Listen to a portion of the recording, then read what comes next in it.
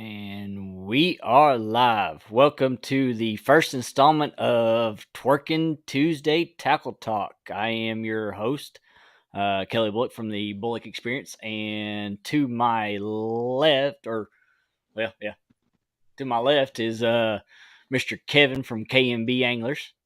What's going on, Kevin? How's it going? Pretty good. And our special guests today are Cody and Larry from 3+1 Outdoors. Good evening. Good evening, everybody.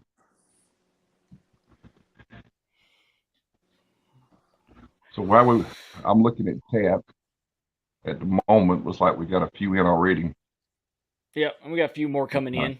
Starting to pull in. There's right. James and Lizabella. Yeah, I see Lizabella there. We'll start getting this party started. We got a couple lives going on right now, but hey, it'll be okay. We'll get people drawing in here in a little bit. Oh yeah, no doubt. Yep. Mr. Larry, so how's the weekend been going? I know Cody said something about you all went out yesterday. Yeah, Amy and Karsten and I went out for a little bit yesterday evening, done a little crappie fishing. So Amy had never caught a crappie on a jig. She'd always caught them on minnows. She'd never tried to jig fish, so she's wanting to try her hand at jig fishing. So I set her up a rod and showed her how to work it, and well, she just put me to shame after that. She caught them one after another. Usually it's how it goes. She discovered she liked jig fishing. Cody, you didn't get to go with him? No, which I've got a 7 and 8-year-old, and they're both. It's soccer season right now, so during sports, they normally play soccer in the spring, and they'll play football in the fall. During those times, my time available to fish is substantially less than the other parts of the year. Yeah. And spring and fall, that's everybody's time. Most of the time when everybody loves to go out fishing the most. Oh, yeah. It is. Fish catfish. Yes. We got J-Dog in the house. What's going on, J-Dog? Hey, yes, old J-Dog. So, Larry, I saw that monstrous cat that almost drug you into the water the other day. Why don't you tell us a little bit about that little catch? Well, the last good fish, I'm assuming that's when you're talking about the last video we put out, I believe it was. That's right. The 57, I think it was, or 52. It was 52. 52. We'd went out earlier that day because Cody's youngest brother, my youngest son, he's in the military and he's been based in Germany. So he just got moved back to the States. He's now stationed in North Dakota. So he got to come home for about a week and a half, and he said he wanted to go fishing one day while he was home. So Cody and I took him out that morning, and we had a pretty good morning. We caught a 22, 38, and a 39 that morning while we had him out. And he had to go back home, so we took him back home, and Cody and I decided that later that evening we would go back out. And we got back out there and had a takedown on the rod right next to that rod. And when I got up to get it, it just let off. And while I was standing there, that rod went down. And we were only fishing in about 6 foot of water. So soon as I reeled down on him, he come top the water and was thrashing, and the fight was on. It ended up being the best fish of the day or night. So it was really good. But that day we were really blessed. We caught 7 fish that day, and the 7 fish weighed 239 pounds. So it was a pretty good day. That's awesome. Yeah. Oh yeah. Well, any day catching fish is a good day. Any day on the water is a good day. What you talking about? That's right. You're exactly right. When you catch those Cody, I see that. Oh, sorry. Go ahead. You I was know, gonna say, I saw I saw where you basically had caught some good fish that same night as well, and in those what was it 21? There was a 21 and or 22 somewhere in that neighborhood, and the one right before it, I can't remember the size of it. What was that one? I can't remember it. It was I about think a 20 something, wasn't it? a 21, a 22, and a 35, if I'm remembering right that night. That's right. Yeah, that sounds about right. Yeah, yeah. That was And awesome fish too. you know, when you catch those bigger fish shallow like that, it's completely different than catching them in, by shallow I mean 10 foot or less of water. You know, we were fishing 6, 7 foot water at that time. They run left and right so much more. Where when you're catching them, 20, 30 foot of water, they'll dive on you or run away from you, but they don't really run left or right as much as it seems. But all of those, whatever side of the boat they hit on, our planer boards were our hot rods, our outside planer boards, and the fish were always getting landed on the opposite side of the boat, and our outside planer board 25 yards, 25 yards to the left or right of our boat. So, they were running across 4 or 5 lines at a time just to get over where we could land them. So it took a little bit of rod shuffling. Catching them shallow like that's a little bit different than when we catch them deeper. I actually prefer to catch them deeper. Make a little less of a mess with all the lines around. Oh yeah, no doubt.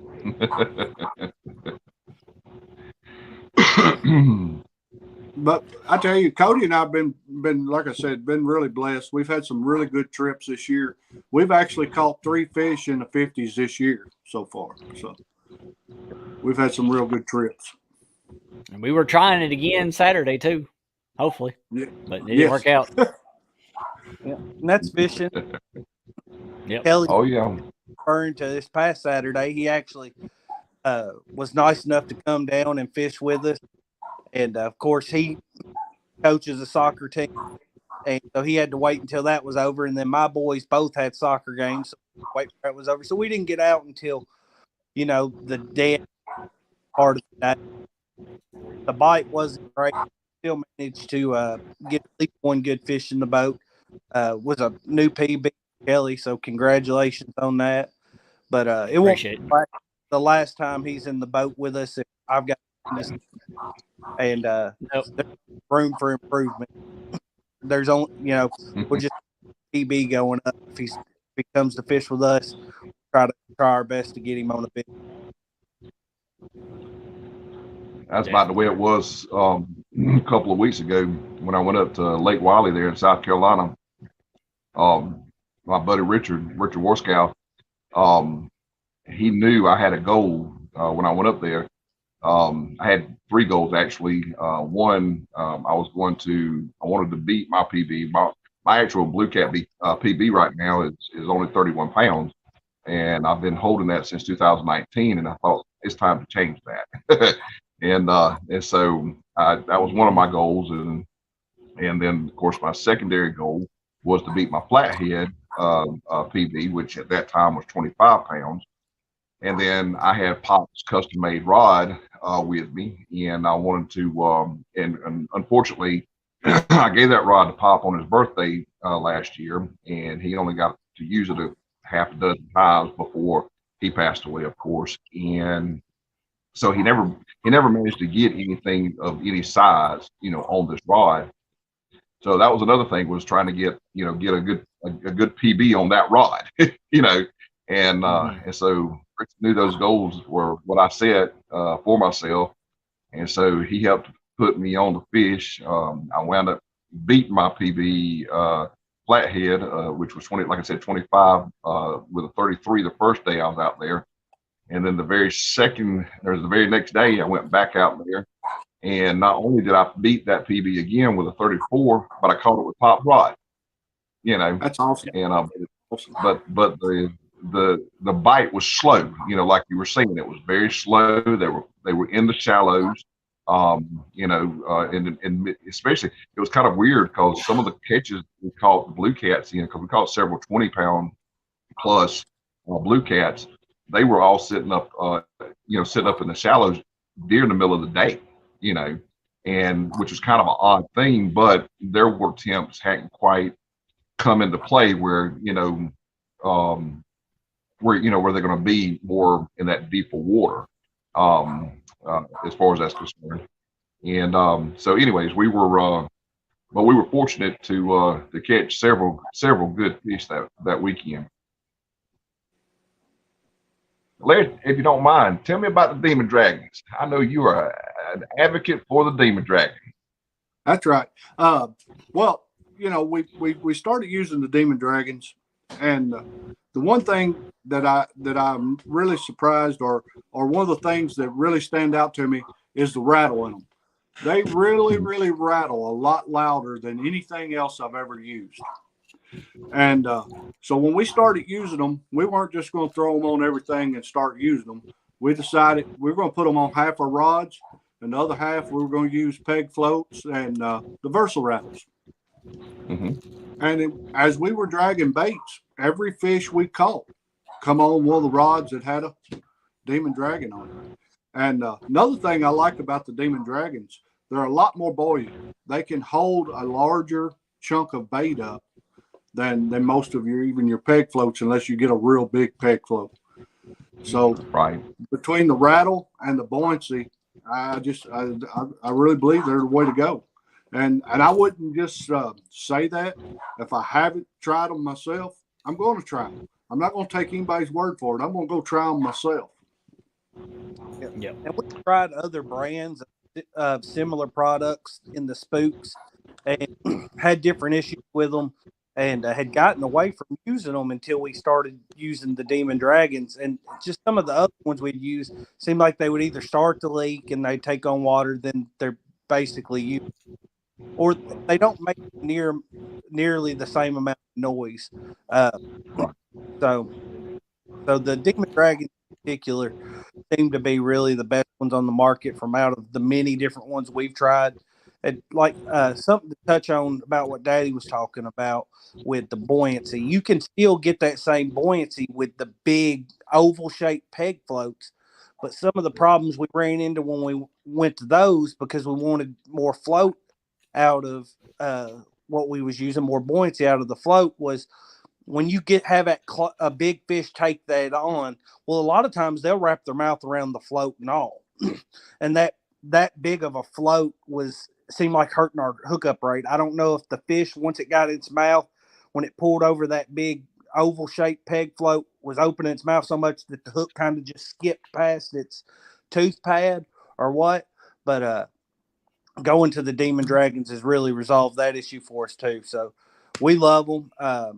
Kelly, if you don't mind saying, we have a promo code if anybody in chat wants to get them some. Yep. 3+120, and just go to demondragons.com. It gets you 20% off. You can try some out yourself. I don't think you'll be disappointed. We're a firm believer that they help your hookup, the amount of bites you get, and they don't hurt the hookup right like some of the other things we've used. Yeah, and it's like you're talking about. Some of them just don't have that noise to them. They don't have that rattle. They just don't do right. Like the ones I've got right here. I mean, I'm showing the camera. These, they're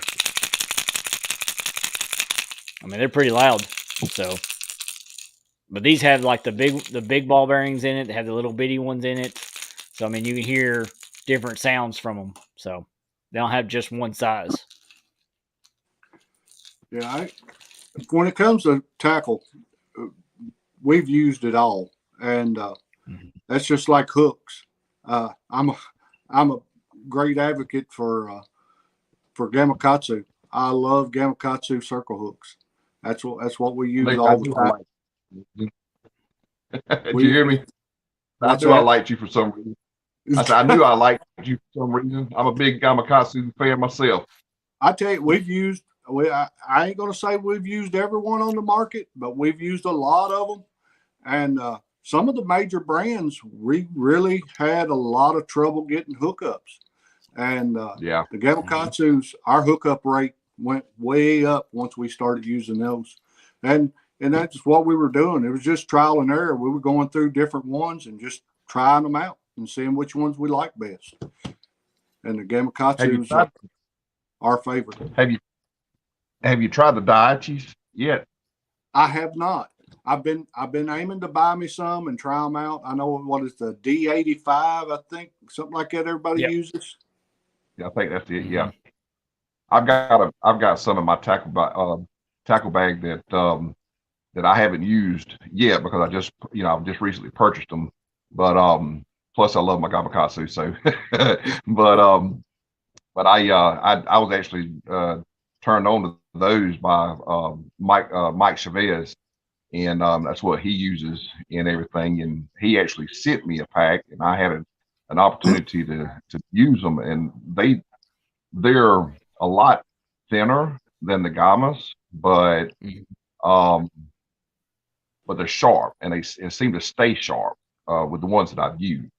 Right. So that prompted me to go ahead and get some more, to use. But I'm still going to be a Gamakatsu fan. As a matter of fact, I've got a hat sitting right over here that says Gamakatsu on it. Which, most time we use 8/0. We don't use a super big hook or anything. We use 8/0. And the Gamakatsus and the 8/0 have a pretty good gap. And we've caught some decent fish on them, up to in the 50s anyway, and had no problem with them. Yeah, that 8/0 range seems to be a good, especially for the Gamakatsus. That and that's unfortunately, throughout the industry, you say 8/0 or you say 10/0, and when you start comparing those different companies, the different brands that are out there, their 8/0s aren't exactly the same as there's the Daiichi 8/0's not the same as a Gamakatsu 8/0. A lot of it has to do with thickness. I'm sorry, go ahead, Kevin. I actually think the Gamakatsu 8/0's a hair smaller than a lot of other brands we've used. But we've never had a problem with hookup rate out of them. I love them. The 4 or 5 pounds, just fine with it. I know I've heard a lot of anglers out there, kind of, they don't bash them because they all say that Gamakatsu is a good hook. But the one complaint I've heard the most is that they tend to break. Well, I know some, and I'm not naming names or anything like that, but I know some of the anglers that have made that claim, and they're using pliers to get those hooks out of his mouth. Well, anytime that you score a piece of metal, it weakens that piece of metal right there where you scored it. And I have a feeling that's where a lot of the problems, because I've been using Gamakatsus now for dang it, 3 to 4 years, and I've never had an issue with that. If it was, granted, I haven't caught as big fish as you guys have right now, but on them. But I mean, the fact of the matter is that I've hung into structure, and it'll snap line before it snaps that hook, and so I just have a feeling a lot of that has to do with the way that they use those pliers to get those hooks out of the mouth. I got a buddy of mine that he will literally take, after if he's had to use the pliers to get that hook out of the mouth, he'll take that hook off and put it to the side, in a special little container, simply because he doesn't want it to break, And he uses different brands, from Whisker Seekers to Gamakatsu to he's got about 5 or 6 different brands he uses, because either somebody has given them to him, or it's just he just happened to see them and said, "Oh, I need some hooks," and buys them. But yeah, when you score that metal, anytime you score that metal, it's going to create a weak spot, Yeah. Another thing I've seen a lot of people do is they'll take a pair of pliers and offset that hook. Well, number one, if you want an offset hook, buy an offset hook, because when you're taking them pliers and, like you're saying, you're torquing that hook to offset it, you're weakening it in that area. Because these hooks are tempered at a certain temperature to get them in that certain position. On a cold, unless you're doing it under heat, you do it cold, you're weakening that metal in that spot. You're bending it. You're causing what they call surface fractures and things like that. So, I mean, if a big fish hits that just right, they're going to snap that hook right in half, no matter what. Well, that kind of got started. I'm sorry, Cody, go ahead. Oh, you're fine. Go ahead. I was going to say that kind of got started with the J hooks. The old eagle claw J hooks, offset them to get better hookups for your panfish. You can, and that's how, and the reason I know that is because that's what we used to do. When we were just fishing straight for bluegill or shell cracker, or your panfish, your small pan. What we use bait now, use for bait now is what we used to buy. What we used to go out and fish for food. And we found out if we offset that hook, which is a little different type of metal. I mean, you can do it with your hand. You don't have to do it with a piece of with a pair of pliers. You literally offset that hook just a little bit, and your catch ratio will hook up. So a lot of that started happening with the circle hooks because they were just straight circle hooks. People that were used to going ahead and offsetting their J hooks started doing that, and yes, it caused a lot of problems. It created a better hookup, no doubt, because it helped turn that hook into the mouth. But at the same time, it was weakening that piece of metal because, like you said, it was creating those surface fractures, and people were going through hooks like crazy, until they started making them offset. Oh yeah. Baby Mama Drum's got a little thing. She said that have any of us heard of the hybrid hook from Whisker Seeker? It says you can set it or let it go. It's like a hybrid circle. Yeah, I've seen them. I've never used any of the brands in the hybrid hooks. I don't use tried a lot of the Whisker Seeker hooks. They're not personally for me. To each their own. The only two brands of hooks that I've personally used that I think that I really feel good about putting out there and not missing fish is the Gamakatsu, and then we also use some Hooker's Terminal Tackle. I think they were Reaper. Is that correct, Daddy? I think that's right. And those hooks there, that I've never touched a hook so sharp in my life. Got myself a few times on them when tying snail knots, and really like those as well. But the Gamakatsu's the go-to, and the Whisker Seeker hooks, we've got a compartment full of them, and probably need to donate them to somebody. We're not a big fan of them. Not to run. What about I know some people using the Mustab ones. We've used the Mustad, and they're not bad hooks. It just really, it seems like we don't get. I mean, you're still going to have a good takedown every now and then that doesn't hook up, but it doesn't happen near as often with the Gamakatsu. And like somebody said the Diachi, and I've heard a lot of people say the Diachi, but it would be hard for me when tying new rigs to want to put them on just because it's hard to test something out that you don't know about when you already have something you trust. And having that confidence makes a big difference, get a double up. You can't get over to crank down on the reel yet, but you trust that hook's going to get a good hook set and stuff, and you can leave it there for, the extra couple minutes and stuff. I trust the Gamakatsus to be good in that fashion. And so it's hard to try anything else when you feel like you found something that works. Yeah. I agree with that. And everything I agree completely with everything you just said, Cody. I really do. They're really good hooks, and I'm confident with them that they're gonna really set proper.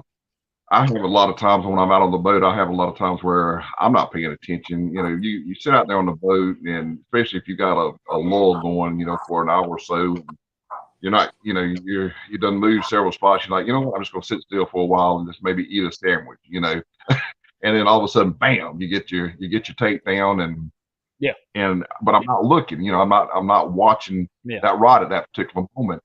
I know when I finally do see that rod going down, I know that fish is hooked. I don't have to go up there and set that hook back like a A buddy of mine called it a pay laker. You know, and I don't have to go and do all that. I know I've got the confidence. All I got to do is pull that rod back, set back on him, and reel that baby in.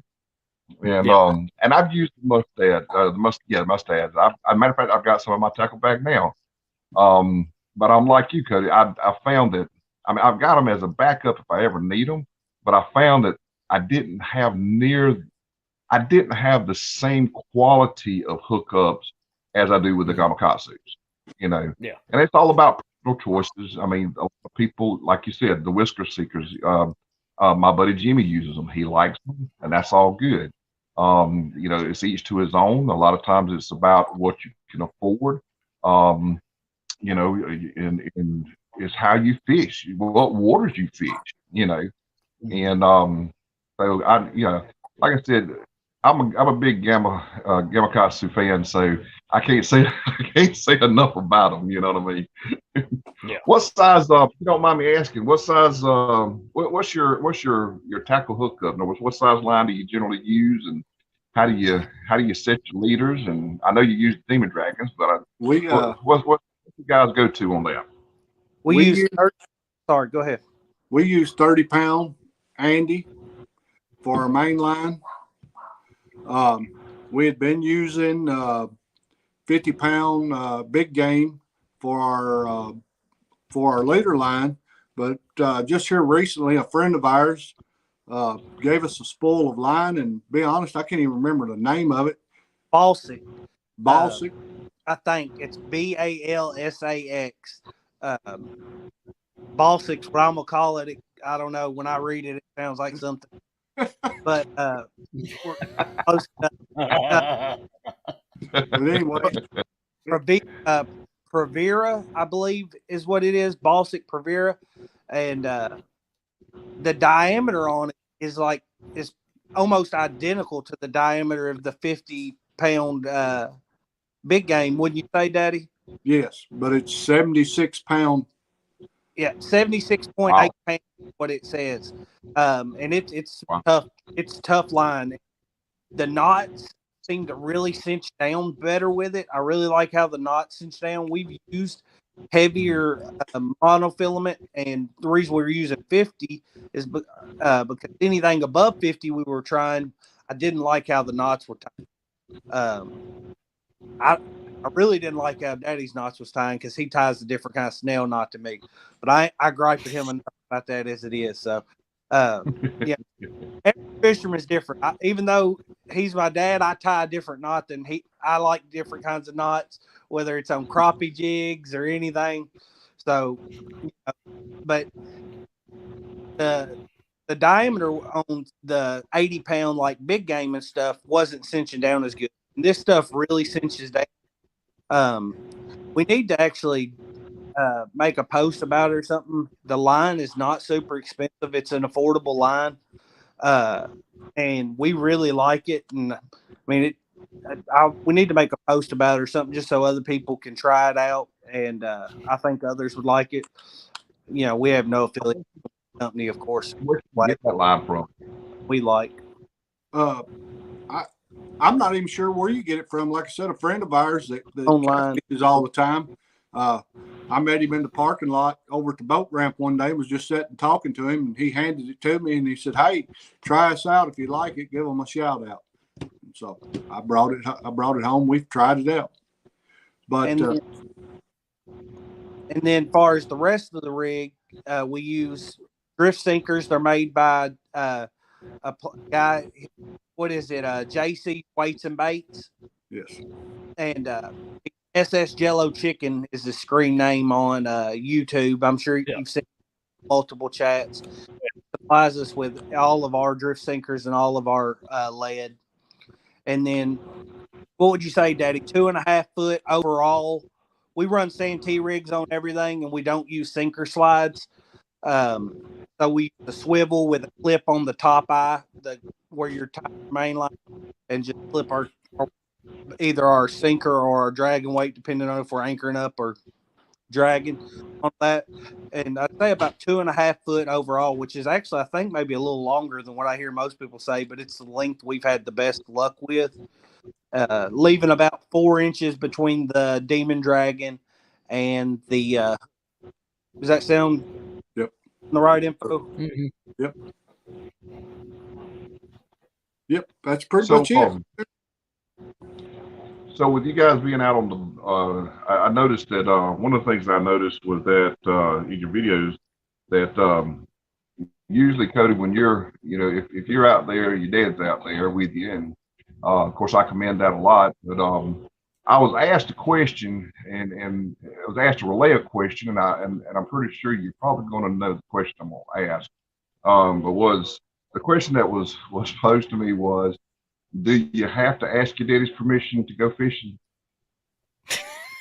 Well, if I'm taking if it's in his boat, yes. I heard that.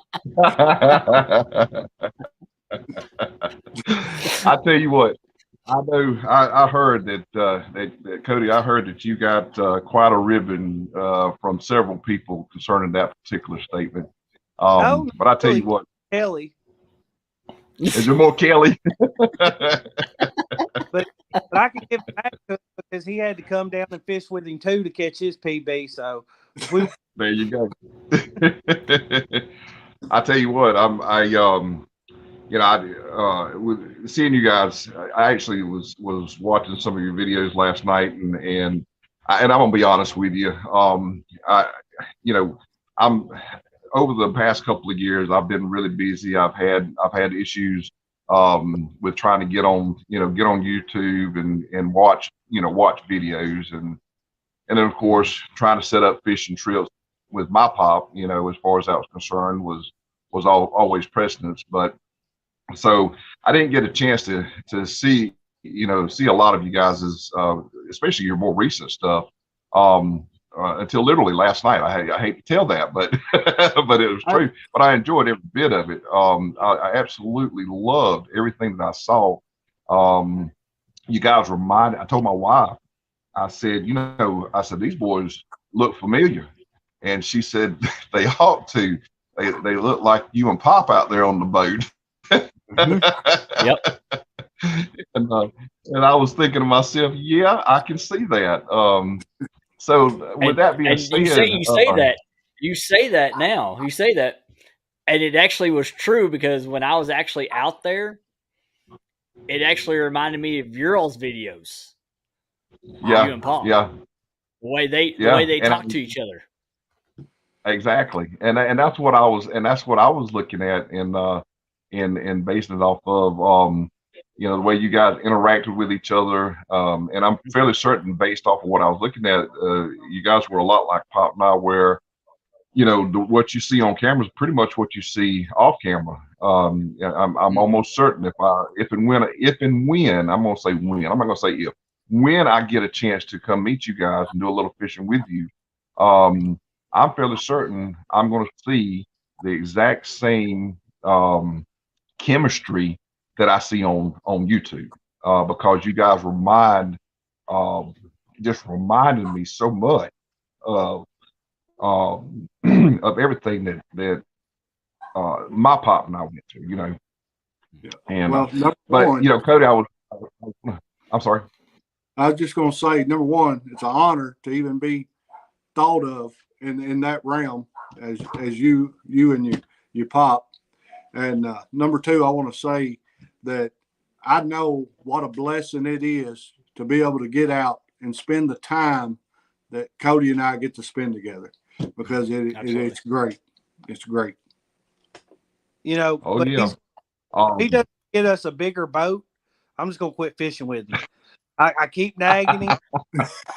I was going to say, Kevin, if you come up and fish with them, you're going to have to bring your boat with you. I'll bring my boat. Yeah, you have to bring your boat, because there was barely enough room for us three guys on there. Well, if you remember correctly, I started out, Spot and I started out on a little 18 foot bass tracker. So, we tried the whole, 3 or 4 person, team. And yeah, I decided after that first couple of times taking 4 people out, I decided real quick, like, I don't think I can handle more than 3 people at any given time, but 2 is enough. So that's whenever I decided, especially whenever I almost sunk the boat over on the Santee during a tournament. That's whenever I decided that I was going to get a bigger boat, and that's how come I wound up with the Starcraft I have now that I refurbished and had redone so that we'd have more room to have people on the boat and get to enjoy our time on the water. But yeah, with all that being said, I do have to ask a question, because during the time that I was out fishing, especially my first year of doing YouTube, I took quite a ribbon of my own. So Cody, I can understand where you know where you're coming from with Kelly over there, because I got a buddy of mine that would just rib me to no end. So and I know you guys have seen them. With the old, in the old videos with the bass tracker, Pop sat at the back of the boat. That was his seat. I sat up at the front. And before we started doing, before we started doing YouTube, our ratios were 1-to-1. He'd catch one, I'd catch one. He'd catch one, I'd catch one. And then we decided to do YouTube. My time was tied up. My mind was tied up in how to do videos, et cetera, so forth. Some people say that's an excuse, but I'm going to use it as my own. So there we go. But my catch ratio diminished greatly. Well, everybody said it was because Pop was on the back of the boat. Well, Larry, I noticed that you were on the back of the boat quite a bit. So how does that affect your catch ratio, Cody? Or y'all just kind of swap back and forth? All our rods are at the back of the boat. We don't fish. When we fished off the side of the boat, we would do like 4 rods in front of me, 4 rods in front of him, and it would just be whatever rod went down, unless one person was just catching a lot more, and then we would, kind of split them up. But that was just for the fact that, you were just getting the rods that was closest to you. Now with the T-bars on the boat, we fish all 8 rods out the back, and nobody is actually back there until there's a takedown. So once there's takedown, whoever's turn it is goes and gets it. And if we've got somebody who's never fished with us before, unless we're getting on like 30 fish, at least the first 3 or 4 is going to be all whoever's the new person in the boat. They can get them all. And then after that, we'll go. We just go in rotation. Daddy normally grabs the first one. I'll get the second, and then sometimes he doesn't even feel like reeling them in, and I'll reel in, multiple in a row. Or sometimes, I don't, because his filming skills sometimes suffer. I'll say, you just get them. I'd rather try to get some better footage, not great footage, because I'm not good at it by any means. But as you've seen, like our last video, he didn't point a light at me at all. First catch, you could see him good. When I was catching him, you couldn't see nothing. So, so it just depends. But we don't really get too picky on who's getting the rods, because at the end of the day, we're almost putting the equal amount of work into it. We're both choose. A lot of times we'll choose a spot. He'll drive us there. I'll control the trolling motor.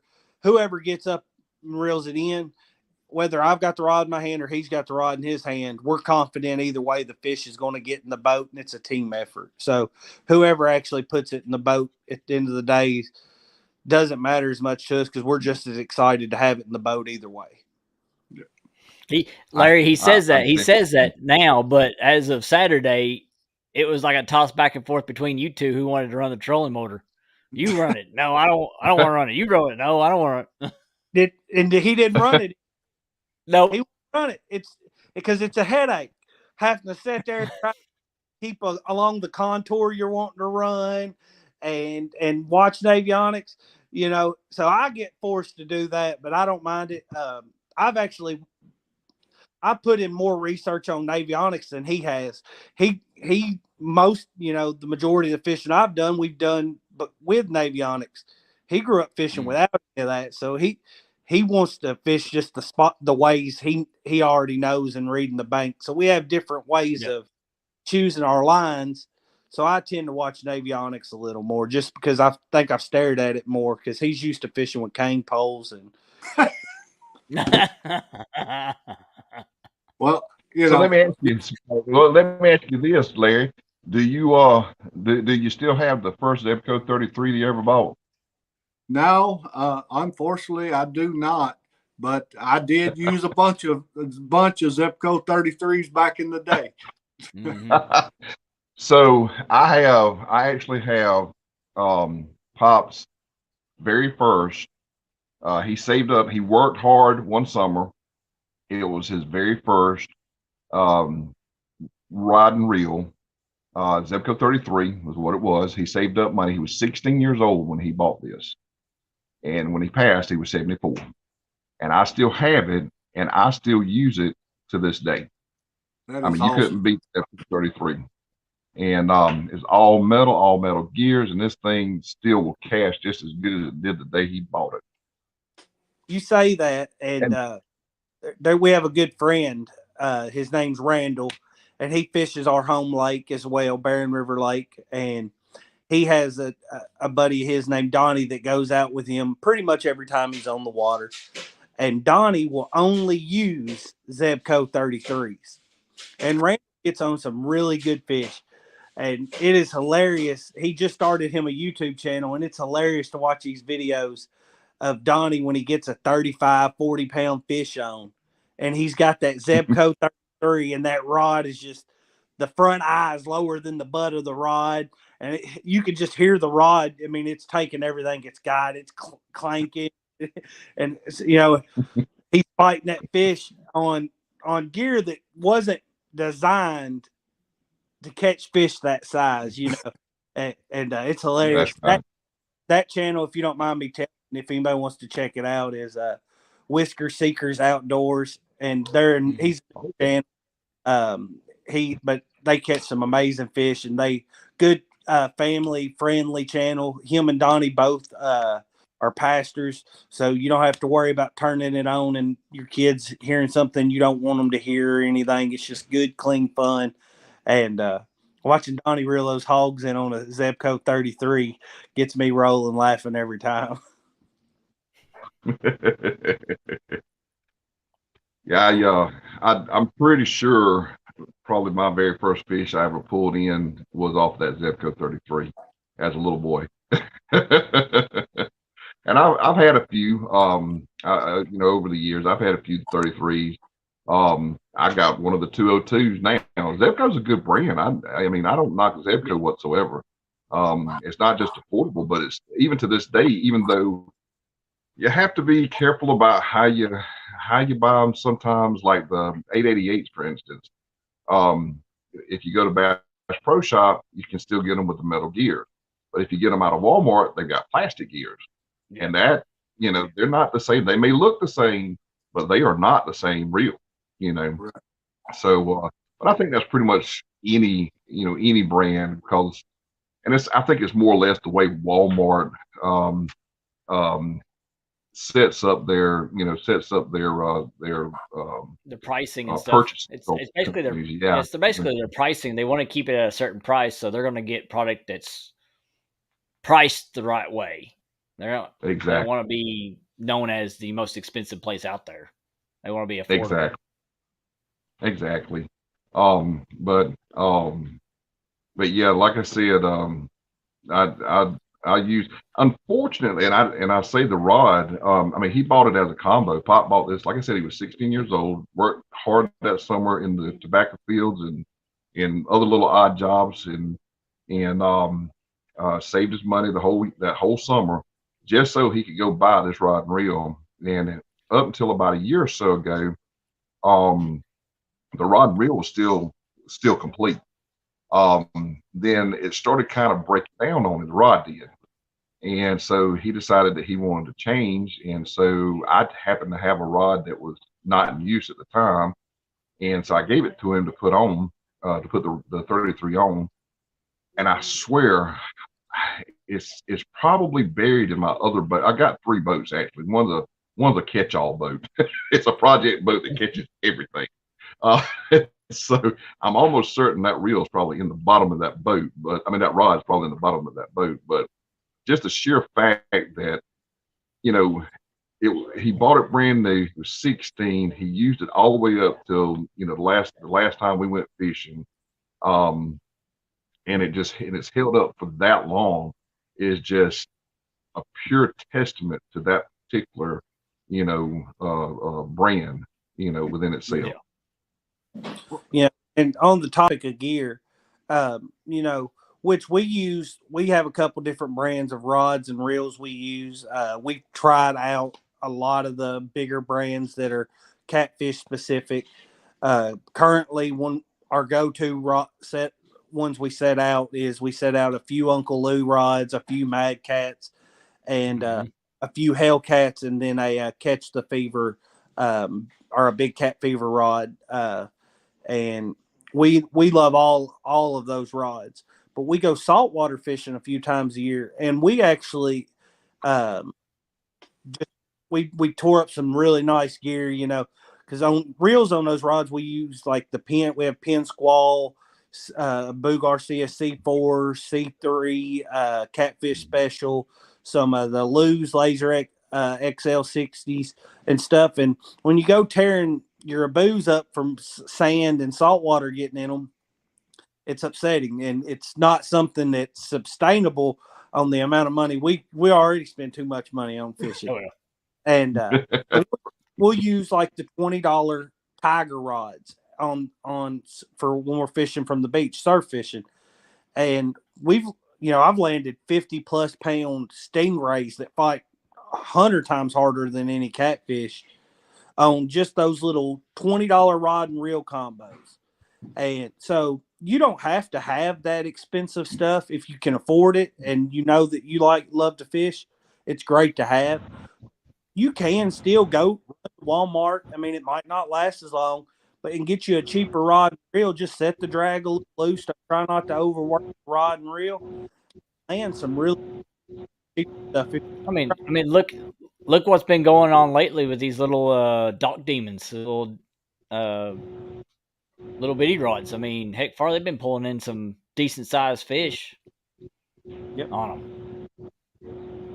Oh yeah. Oh, well,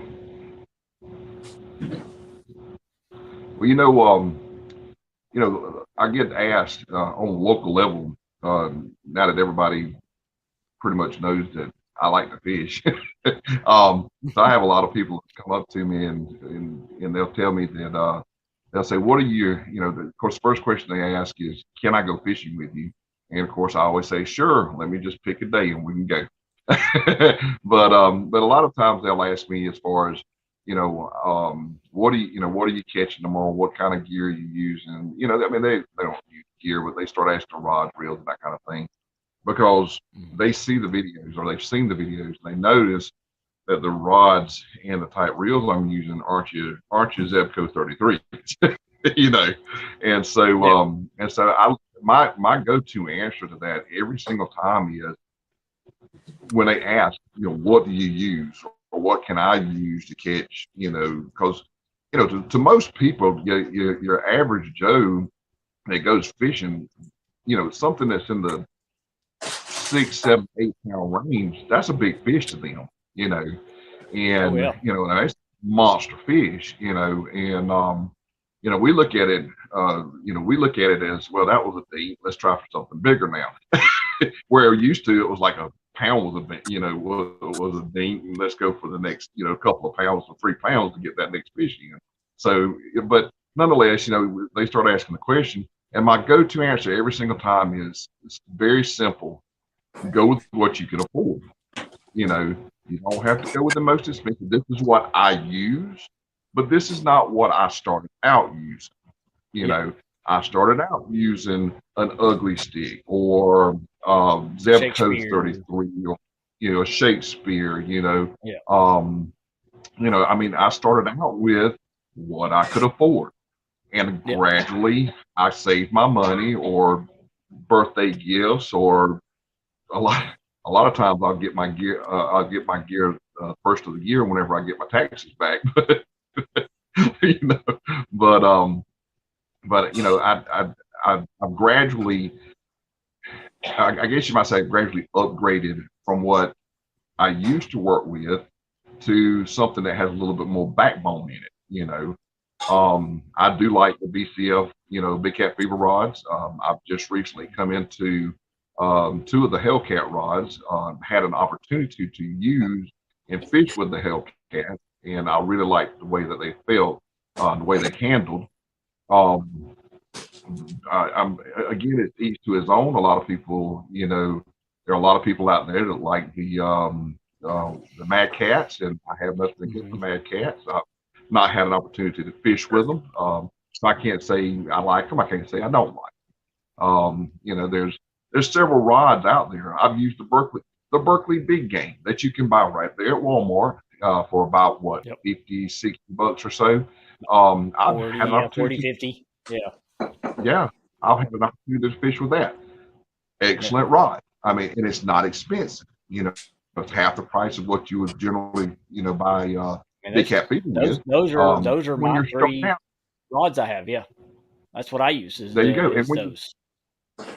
And when you're starting out, it's always good not to put a lot of money in it because you don't know if you're going to like it. I mean, let me back that up for a minute.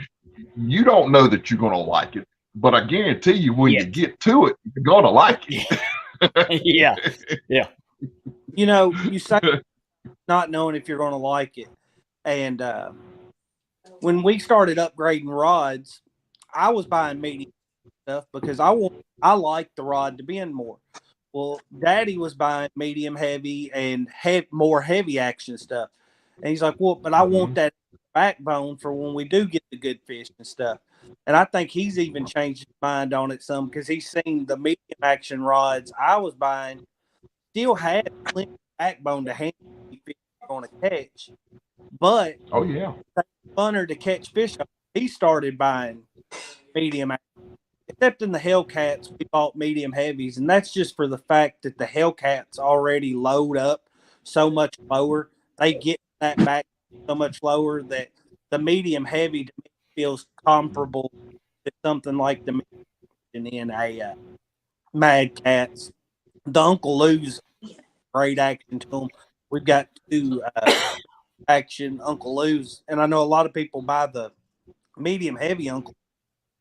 They're missing out by not buying the medium action Uncle Lou's. They will handle any fish in any water system there is. And when you do catch, and when you're catching 10-pound fish, they're still those fish on. Where the broomstick action rods, it takes some of the fun out of it. You can't feel the fish as much because you know you're just whooping up on them, dragging them straight. You know. Yeah, we've actually took both of our heavy action rods out of the boat. We don't even put them in the boat anymore. Yeah, I did the same thing. I had a couple of heavy action.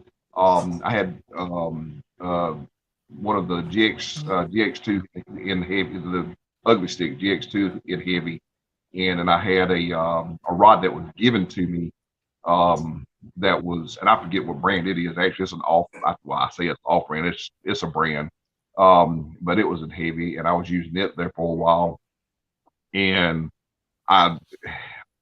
you're right. Those heavies don't load up quite as good as a medium heavy. I've used mediums, and I've used medium heavies. I'm the type of person that I don't like I don't like that fast action on the tips. That's the one thing that I don't particularly care for. A lot of it has to, and it's nothing against the rod. It's the reason I don't like it is simply because when dragging baits or pulling those planer boards, it gives you a false sense of a bite, you know, because it's such a fast tip. You know, that rod sitting there that's doing like this, it's giving you a false sense that you got a bite on, you know, where those medium heavies, you know, they're pulled and they're staying pretty steady as you're going along until that bite hit, you know, and then it's on. And so I tend to lean more towards those medium heavy rods. That's the reason I like those, like the BCF. the BCF rods because, like you said, they load up so much lower, and that backbone is so stout that you can pretty much guarantee you're gonna bring a fish. Yeah. Now, if you look at it like in my situation where I normally fish bank, you don't have that little movement like you're talking about with the lighter ones or the heavier ones. But now Right. I noticed when I was on their boat, every little bit was just moving, and I was like, to me, it's like bite, and they're like, no, it's just where it's pulling. Hey Kelly, I hate to run. Yeah. I know you got ball games. I've got or practice here in 15 minutes. I should have done got the Compton stuff out, so I've got to go ahead and do that. Thank you for letting me come, Kevin. Oh, no problem, man. Talk to you, but I'll leave you with Larry there, and maybe he can tell you some fishing stories. Hey, good talking with you, Cody. Oh, wait, before you go, Cody. Larry, does he have your permission to leave? Yeah, he got to get them grandboys over to the soccer field. So yeah, he needs to go. and grandboys come before he does. There you go. Yeah, there you go. But yeah, I did notice, like, especially on that boat, that those tips were just sitting there. They were constantly, and to me, for being a bank angler, I'm like, it's bite. And Larry and Cody's like, no, it's just where it was where we were dragging, it would just hit.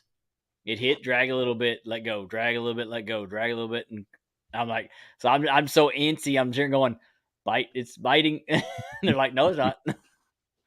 You know, the funny thing was, Kelly, was when we, like I said, we were using, Pop and I were using what we could afford, and of course we didn't at the time. We didn't know any better. I mean, we didn't know about fast action tips. We didn't know about medium heavy. We didn't know about heavy or medium. I mean, this was knowledge that we weren't privy to at the time, and so we bought what we thought was correct gear to go out fishing, especially for bigger cats when we started getting into catfishing.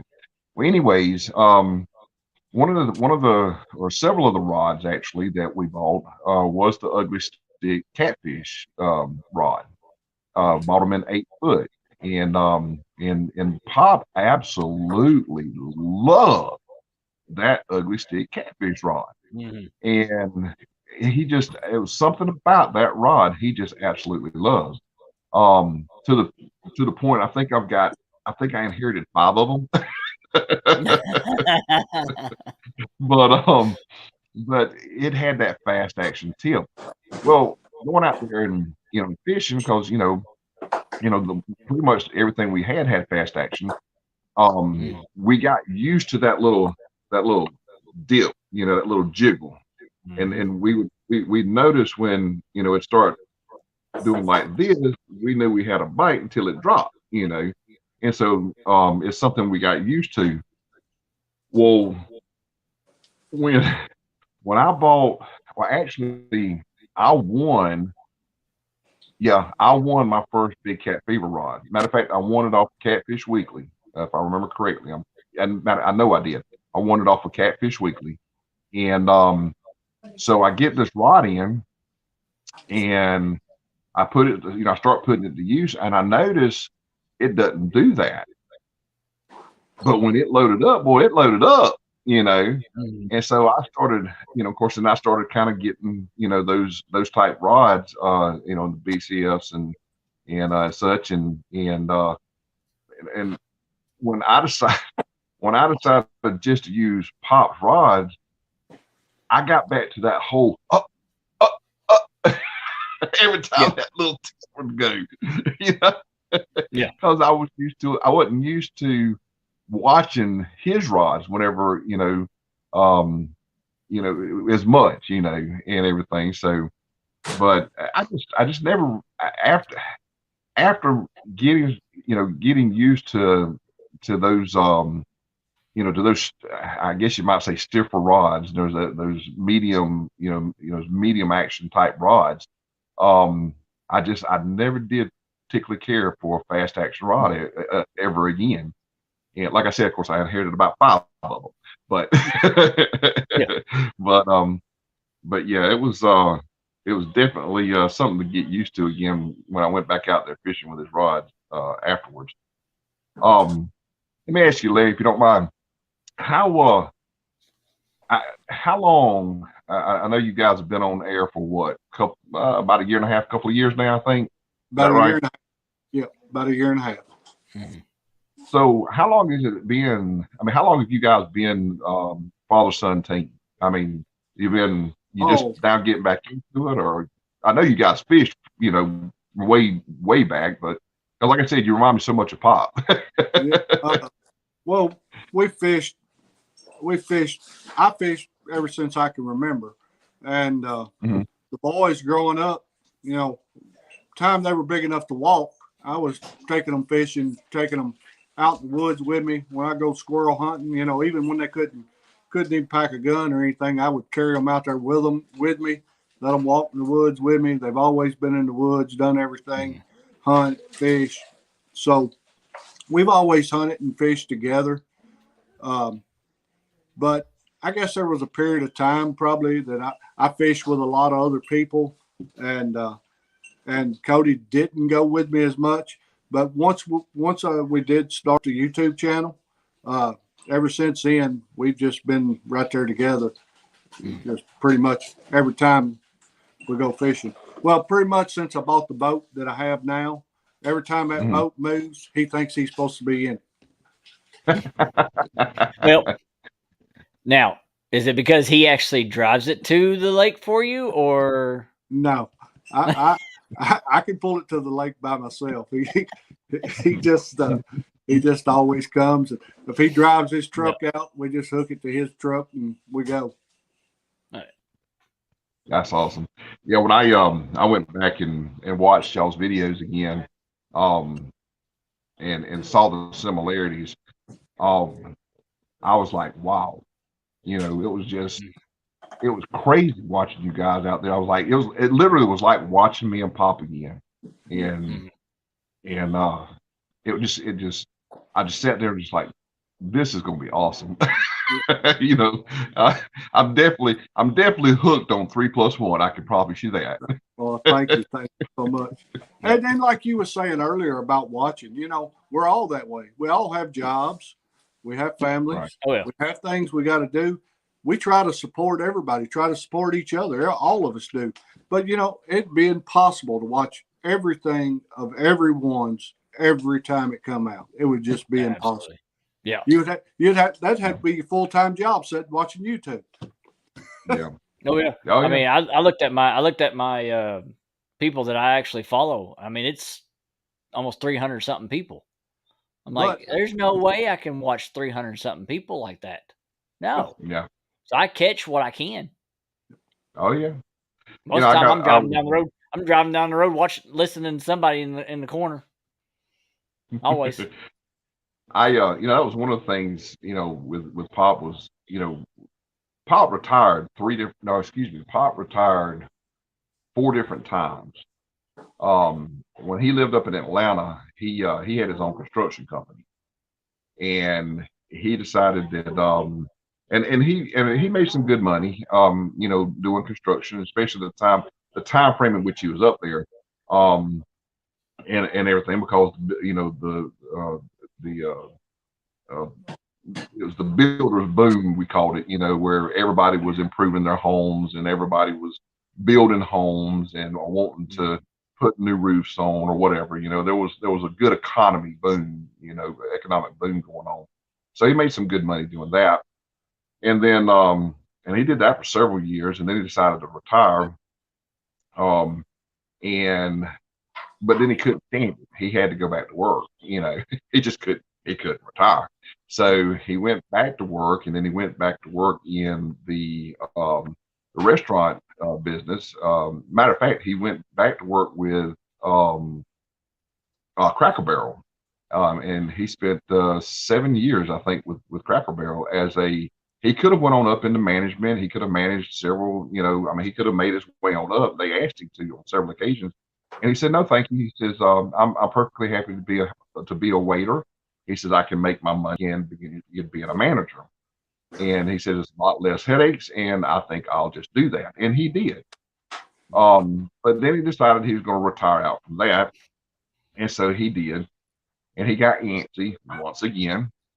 And so then he turned around then and he started picking up because he lived up in Atlanta. It was a lot of cardboard, a lot of liquor stores and such as that had cardboard that they didn't know what to do with.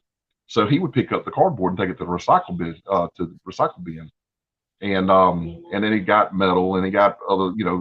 He just kind of built a whole business just picking up other people's trash, Right. and so he did that until my brother decided that he wanted to open his own restaurant. So he decided to put that down. He says, "I'll come down." That's how. As a matter of fact, that's how he wound up coming back down to South Georgia. Was because of that. He come down. He helped my brother put his restaurant together, and when he did, he had told my brother. He said, "I'll come down. I'll help you. I'll get you up and running." And he said, "Then you're on your own. I'm retired." Well, he did not retire. He sat there and he helped my brother in the restaurant and with the business, with the business. Unfortunately, that particular restaurant didn't make it, but it's like that. Opening a new business is scary to begin with, but it's more scary now than it ever was. But he took when that took place, that's whenever I decided, okay, I'm gonna buy a boat. We used to fish when I was little, and my brother and I and Pop would go down to some of the local waters, and we, like you said, we was catching panfish, catching bluegill. Loved to catch bluegill, especially if they were hand size, and we had probably as much fun catching bluegill as we do as I do catfish now. And so so I decided I was going to buy a boat, and that's literally how we got started. And it was all due to the fact that Pop had a lot of time on his hands. I wanted to go back fishing, get back into fishing again, and I wanted to do it from a boat, and so I made it happen, and here I am where I'm at today.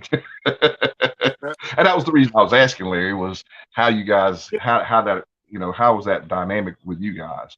Yeah, well, but prior to buying the boat that I have now, I had a pontoon.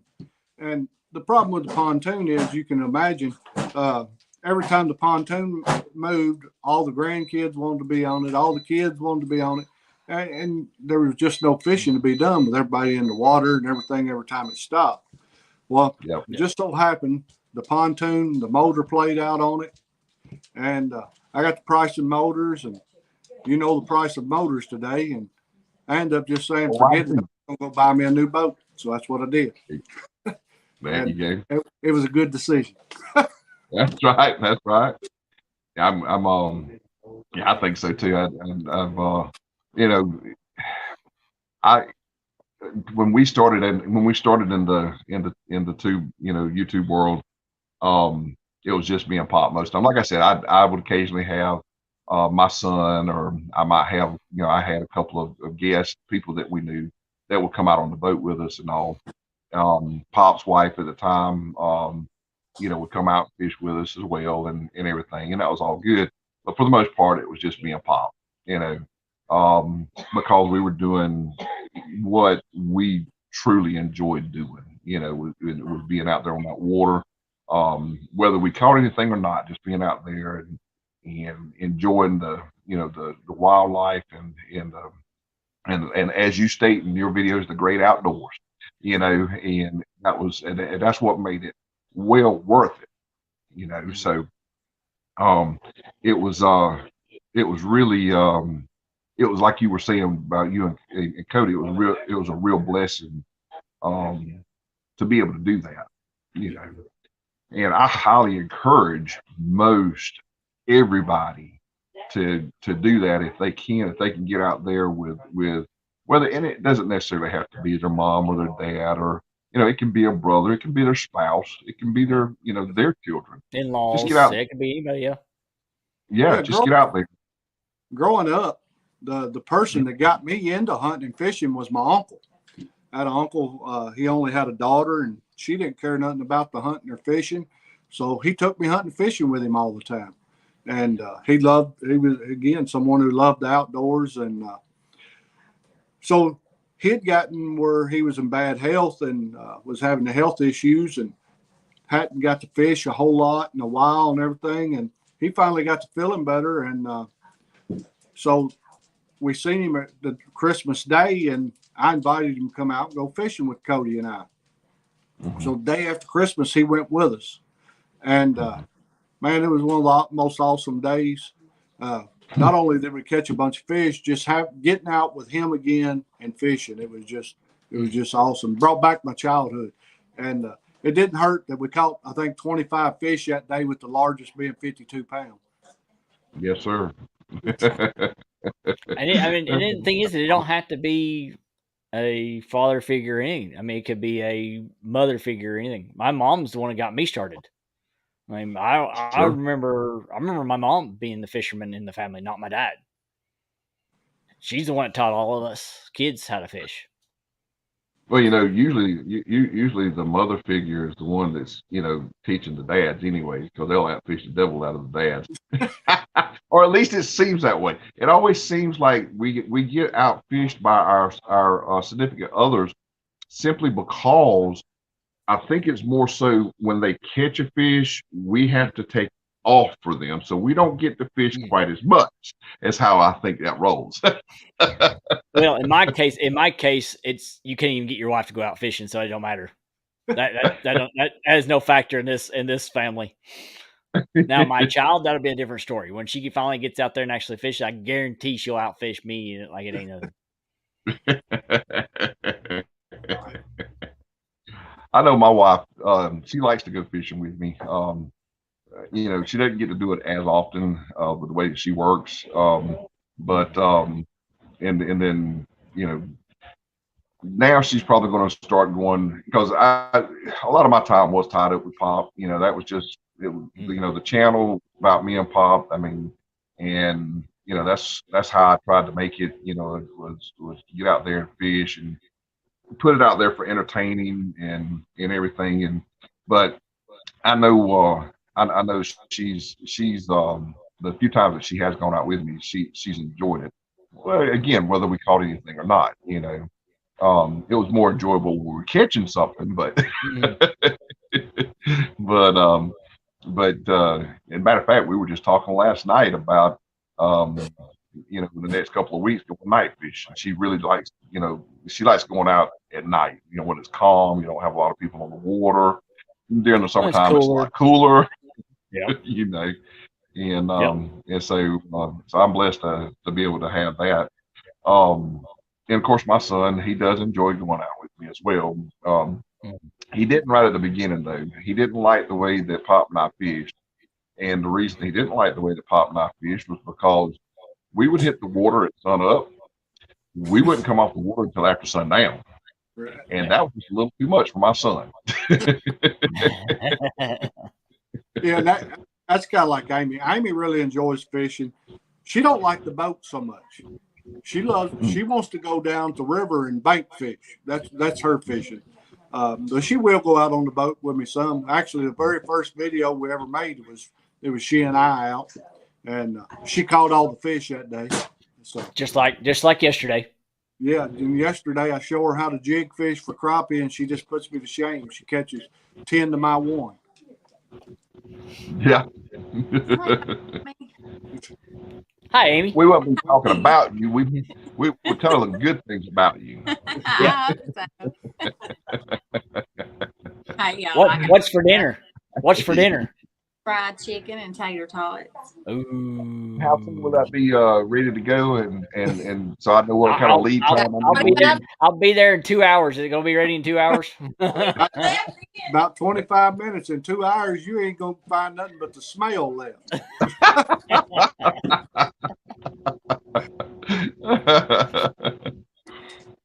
I tell you something I did last night, and Larry, you might want to put this in the back of your mind if you hadn't already done it. That is, I had two big containers of catfish bags, gallon bags, because we always put them up in gallon bags of catfish. It was the last of the catfish that Pop and I had caught, and I had I told about going down to the pond that's right down the road. I don't know if you were in when I was talking about that or not, Larry, but I've got a pond about 3 miles down from my house that I could fish for bass and crappie and such as that.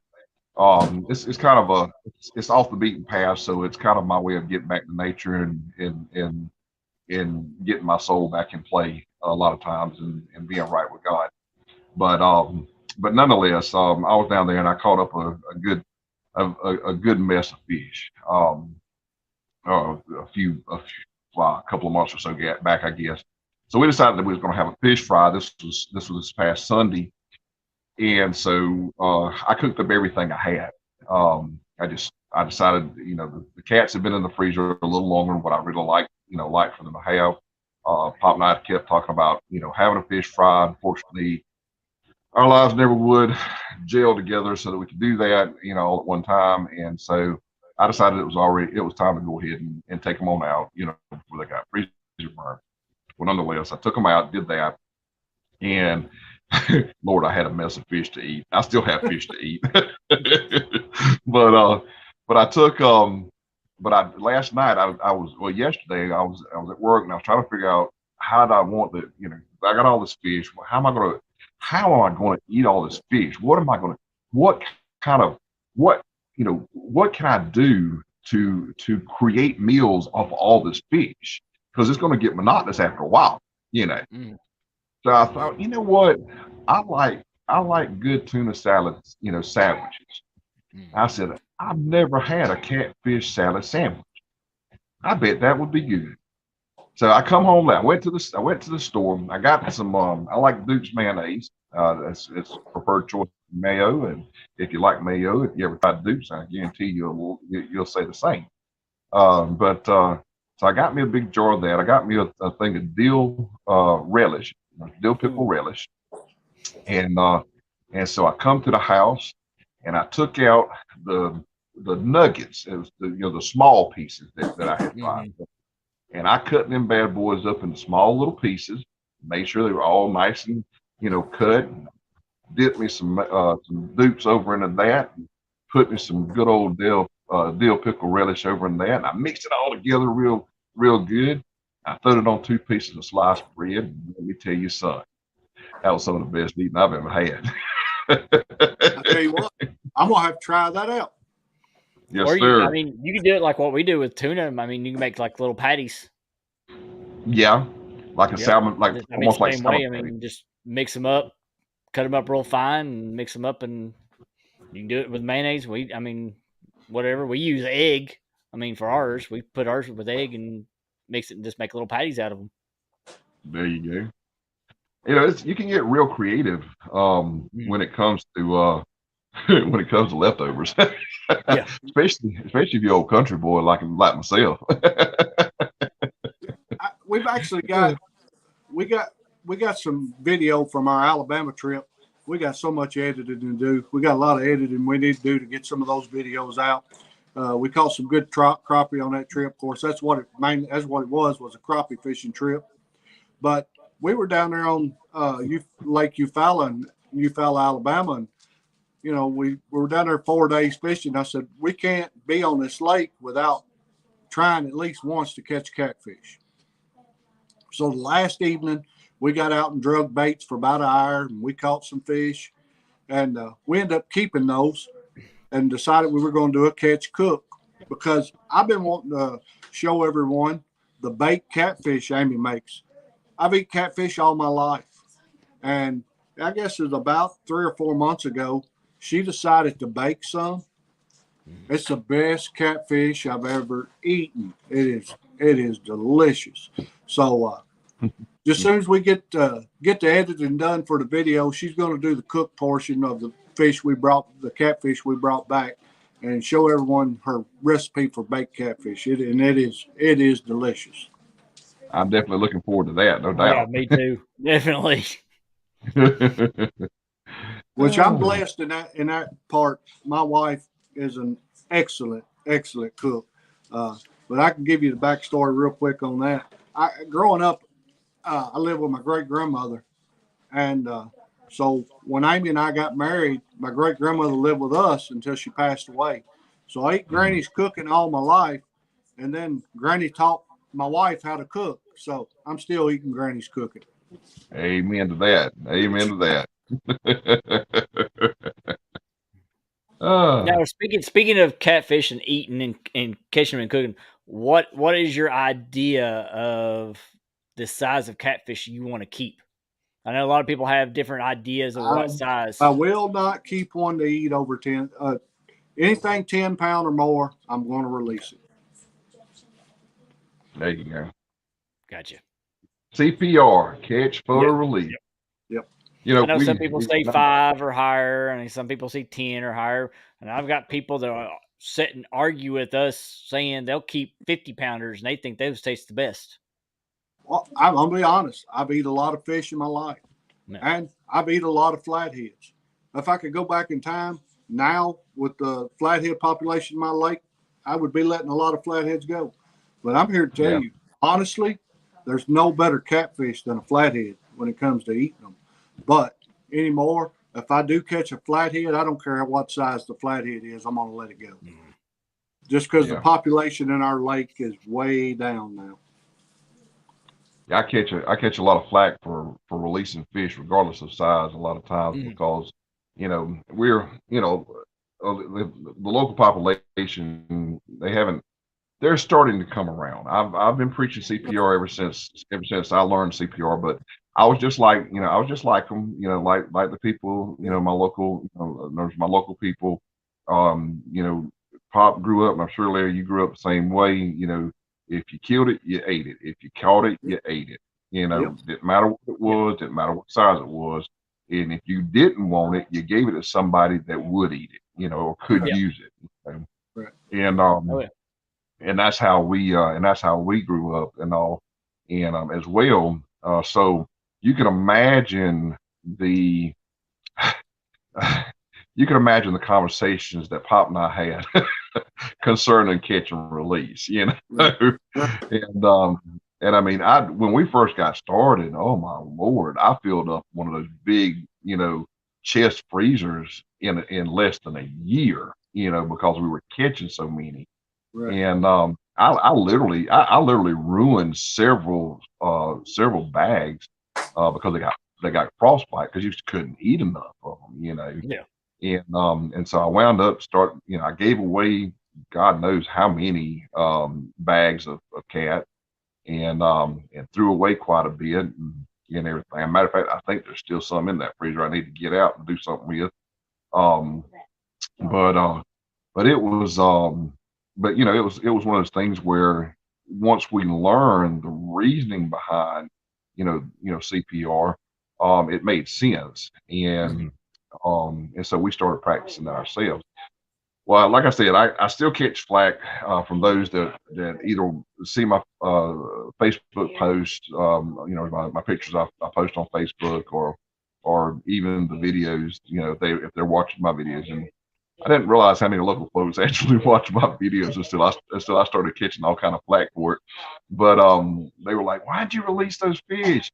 Man, that would have made good steak. Oh my God, it's good catfish steaks and good nuggets and blah blah blah blah blah." And and I got to a point where I started telling them, I said, "You know what?" I said, "I release those fish so that somebody else can come along and catch that same fish later on bigger."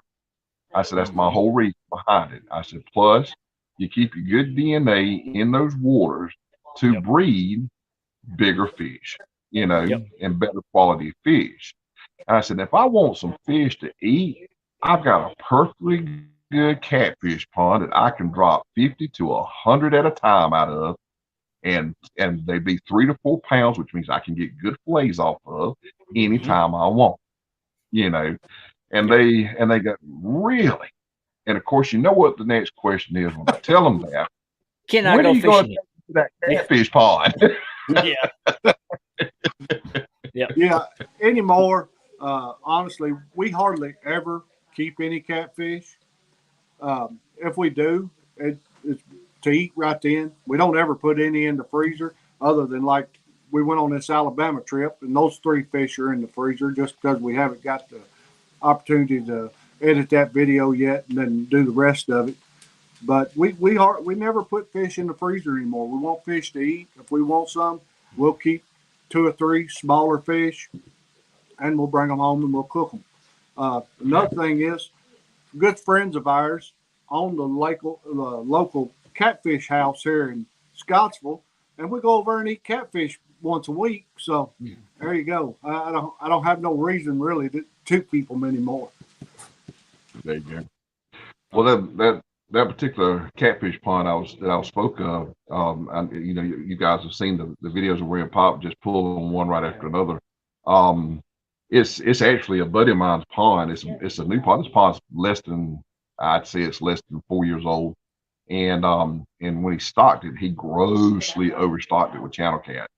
And and of course he's got bass. He's got some nice bass in there. And I've been recently given permission to start pulling bass if I want to. So I might start seeing some videos of me pulling some nice bass out of this pond. But he's saying that because he's going to make me jealous because he knows that I like bass. He knows I can't make that trip down there. But yeah, I mean, literally, just about every time I literally have only got skunked once on that particular pond. The only reason I got skunked on that particular pond was because it was during the middle of winter. We just happened to have a warm day. However, we had just had a few storms come through the day before. And of course, we all know what happens when it's the middle of winter and a storm. That bite shuts down. I don't care how hungry they are. They're gonna go straight to the bottom. They're gonna hug that bottom until that pressure comes off that lake or that body of water, and then you can go back out and start catching them. Right. But any other day I've been out there, I mean to tell you, I mean it's literally like shooting fish in a barrel. It's just one right after another, and it's so much fun. We started out using our cat rods to do this, and it was like, this is kind of unfair. Let's try and give them a fight, at least give them a chance. So we started using, lighter tackle, and it just became a lot more fun to do so. Kelly, I just noticed old Catman's in the house. Yes, About Mr. time, Jim. Jim boy. Yep, Mr. Jim's in the house. Yep, just showed up. So, we got 18. We've been keeping it good. We've been keeping around about 15 to 18 people in the house. So hey, good. Appreciate everybody coming in here. Appreciate it. Hitting a thumbs up, sharing it out, just showing us that you like the new content, the new show. Thanks to Kevin for being part of it. Definitely, it's been fun talking to him and on the phone and stuff. We got some interesting ideas coming up. Hopefully, keeping it going. So, right. There you go. Yep. I'll tell you what, we've both been going now, Kelly, for about an hour and a half, and as much fun as I'm having with this, I've got some grumbling folks in the background saying they're hungry. So, and literally what they're wanting is some more catfish salad sandwiches. Yeah. Well, before we end it, I do have a little surprise. So I'm gonna pop it up here real quick. Mm-hmm.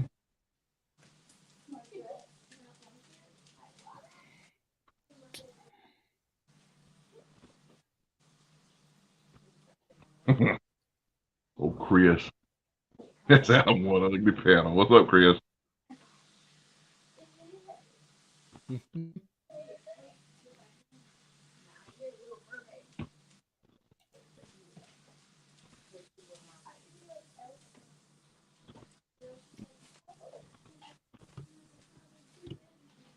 me see if he'll show up. I'm trying. You got the wheel. There it is. Twerking Monkey Productions. No.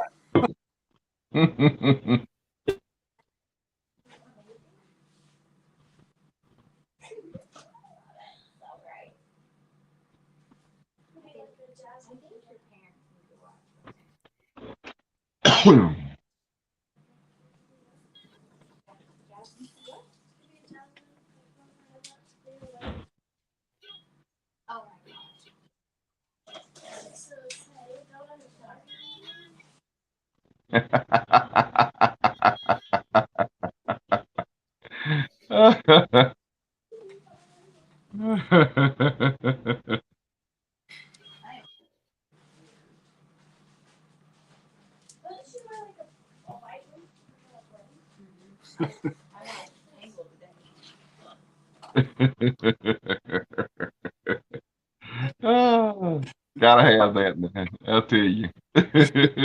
Yep. That's awesome. So Oh, I well, figured yeah, Larry, I'm it not. was fitting. There you go. I figured it was fitting Exactly. for Knight's first show. Yep. I tell you what, Larry, as much as I compared you with Pop, I don't expect you to do any twerking anytime soon, okay? I'm out. I'm out. I wouldn't have nobody watching anything anymore. Kelly, you got anything else you wanna add to today, Well, bud? well, Jim's got a little thing. It says, "It's just Kevin. See He that? came to my house and fish wouldn't even be bite on my Xbox." And there is a story behind that. I promise you that. It was we talking about a tough bite. Boy, howdy, let me tell you. Um, I mean to tell you, it was we went to and Jim can probably confirm this. I think we went to 3 different spots. We hit up one of his best spots, um, and didn't even get a nibble. I mean, didn't get one nibble, and then hit up about 2 other spots, if I remember correctly, that day, and just couldn't catch nothing. And so, we decided to go back to because we were staying with Jim, for a few days. This was after CatCon 19, and we went back to Jim's place and spent 2 or 3 days there. And so, Jim's like, well, you know what? We can't catch no fish in the water. Let's see if we can catch some on the video, on the video game. He got a little Xbox video game. So he puts this game in to this console. He puts this game in, and he tries to start it up, and it won't play. He says, "What in the world?" And so he starts, he does everything to try to get back up and run it again, and it still won't play. So he unplugs everything and he plugs everything back in and he plugs it all back together and he starts it back up. And he puts the game on. It won't even boot up. I mean, it's like it's dead. So he says, "Well, I be dog." And of course, this was along the time, Kelly, I told you, I had a run of bad luck there for a while where I was catching nothing. And this was along the same time. So henceforth, from that day forward, I was the cause of us not catching fish while we were at Jim's house. So I have to go on the back water to or on the Xbox. exactly. And I tore up his game. Now here's the funny part. Now this is the funny part about all of this. We leave. No sooner have we gone out of sight of the house. Jim puts the game into the Xbox and it miraculously starts working again.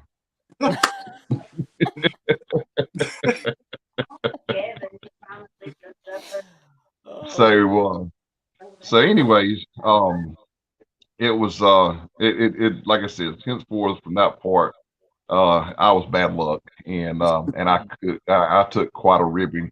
You remember I said that I took quite a ribbing from some of my peoples. That's some of my peoples ribbing me right there. Yep.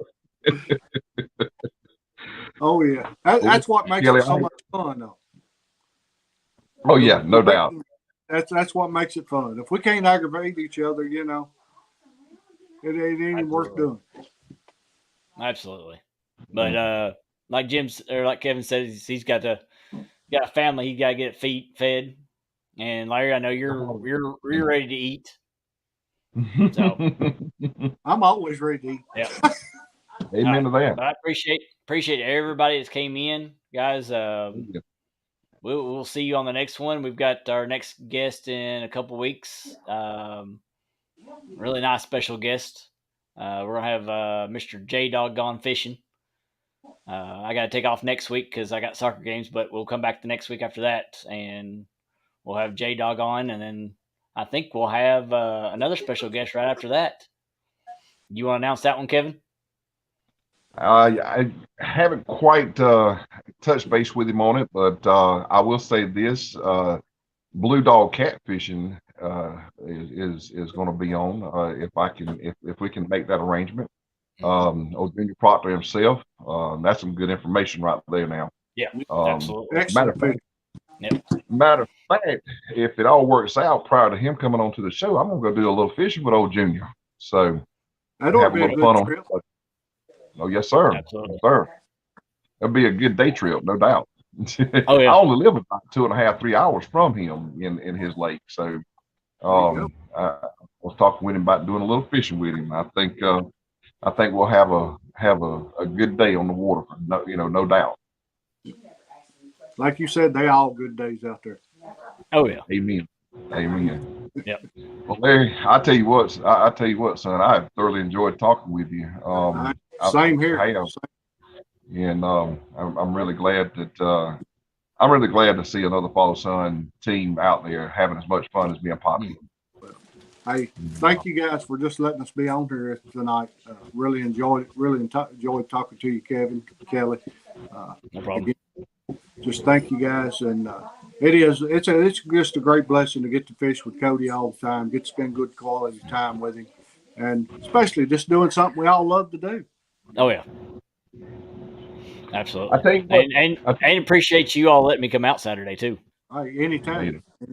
Yeah. I tell you what, Larry, why don't you sign us off with the way you sign off on your videos? Yep. Absolutely.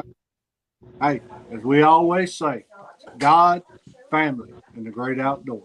God bless each and every one of you. Thanks for watching. Amen, brother. Amen. We'll see you all the next one, guys. Keep it Y'all twerking. have a good one. Yeah, All right. see you guys.